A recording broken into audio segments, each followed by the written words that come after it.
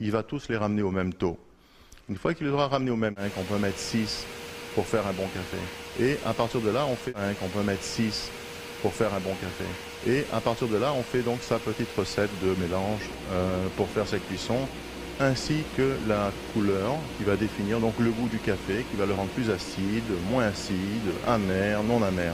Ça, c'est la première étape. Une fois que cette étape-là a été faite, il faut donc, nous allons monter le café dans les silos de café vert.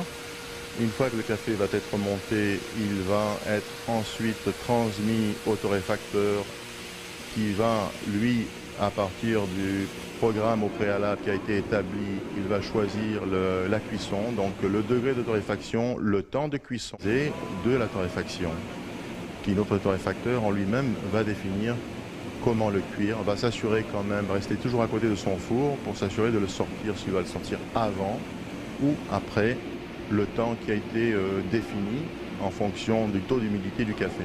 Le café va monter d'abord dans ce qu'on appelle le anti-choc, qui est un appareil, une espèce d'entonnoir que nous avons au-dessus du four de torréfaction.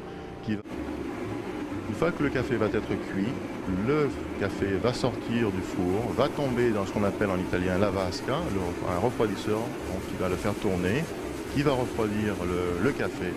Donc il va arriver à 34 degrés, le café va être évacué vers une épierreuse, qui va enlever les impuretés qu'il peut y avoir dedans, des petites pierres, des morceaux de bois que l'on trouve toujours dedans.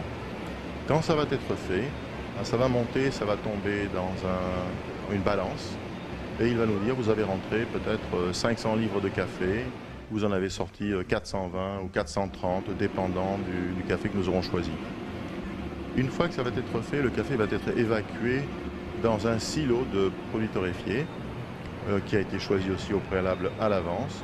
Et là, nous allons le laisser reposer pendant quelques heures pour éviter de nous en servir immédiatement. Parce que si l'on s'en sert immédiatement, ça contient du gaz CO2, donc ça peut causer quelques problèmes d'embarras d'estomac. Une fois que ça va être fait, il va aller dépendamment des besoins que nous aurons encore, si on veut du grain, si on veut de l'expresso, si on veut des emballages d'état et si on veut des emballages pour la restauration.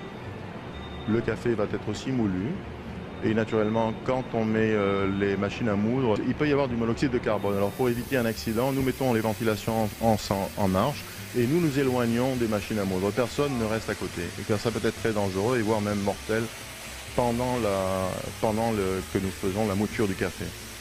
Une fois que ça a été fait, à ce moment-là, ça s'en va dans les emballeuses, les productions sont faites, elles sont codées automatiquement de façon à ce qu'on puisse retracer, si jamais nous avons un problème de quoi que ce soit, qu'on puisse retracer le lot. Donc de A à Z, les cafés sont torréfiés, moulus, emballés et toujours contrôlés avant d'être emballés.